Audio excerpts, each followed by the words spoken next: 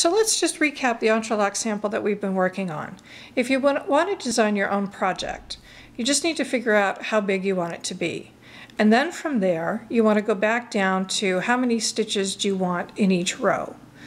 And the number of stitches per row times 2 is the number of rows that you will have to knit.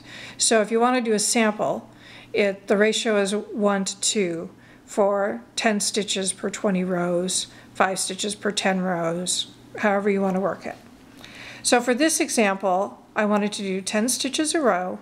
I wanted 4 base triangles, so my cast on was 40 stitches.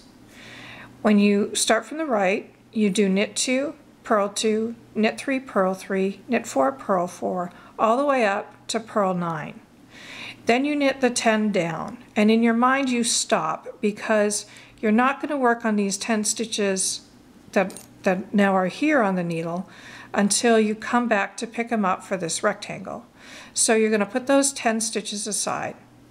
Then you're going to start on the next triangle in the same way. Knit 2, purl 2, knit 3, purl 3, up to purl 9, knit 10, and then you're going to stop again, and you're not going to use those stitches again for a while. So you work all the way to the end, and now you have stitches on the needle this way. And you're going to do that first left triangle, which is worked differently than a left triangle. So on the first left triangle, you're going to do the purl increase at the beginning of the row, and which is purl as if you're going to purl and then put your needle into the back of the stitch, make another stitch, so you have 2 stitches now on the right needle instead of just the 1. And then you're going to do the decrease on the inside, which is the purl 2 together. Then you're going to take your needle and you're going to pick up 10 stitches right here to begin that left rectangle, that left to right rectangle. And on the left to right rectangle, the new stitch is going to be, actually not new at all, you just did it, would be the purl 2 together at the end of each row. Then you're going to work your way over to the right triangle. And on the right side triangle, you keep the stitches on the needle again,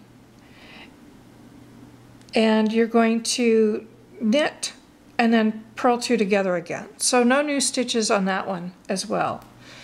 And then when you get up, when you get that one done, you're actually going to pick the stitches up here and work those 2 stitches off in that regard. Now, the new stitch that you're going to encounter when you start doing your right to left rectangles is that slip 1, knit 1, pass the slip stitch over. Instead, you could do purl 2 together, but most patterns I see are slip 1, knit 1, purl 2, pass the slip stitch over. So you're going to go all the way back to the left. You're going to pick up and do a left triangle again, just like you did before. You're going to be back over to the right, and then you're going to do the cast off, the bind off, or you're going to finish the top triangle.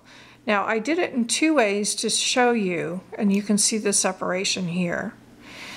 When you purl back, because you're still going to do the knit over and then slip 1, knit 1, pass it over. And then you're going to slip 1, purl, and purl back. And what we did to bind it off was every time you get to the end of the purl row, you purl 2 together. And that creates this natural bind off. Now, if you wanted to just have this as a border or a trim, and you want to do something beyond the entrelac, so you want to keep the stitches on the needle, that's easily done as well. So you're going to slip 1 purlwise, and then you're going to purl back. And instead of purling the last 2 together, you're going to ignore that last stitch. So you're going to purl up to that last stitch. You'll knit back, and then you'll purl back, and you'll ignore the second stitch, and you're just going to leave that on the needle. So every time you purl back, if you're going to leave the stitches on the needle, you're going to increase the stitches left behind by 1. And you're just going to take and purl less coming back this way. So hopefully that makes sense, and hopefully you're off to the races and found this helpful, and hopefully it won't take you as long to figure it out as it did for me, because that was much frustration, and I hope you enjoy it.